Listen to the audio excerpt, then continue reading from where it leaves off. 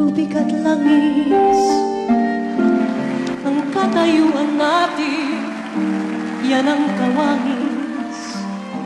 Pilitin mang magsamay, may mahapis, ganyan-ganyan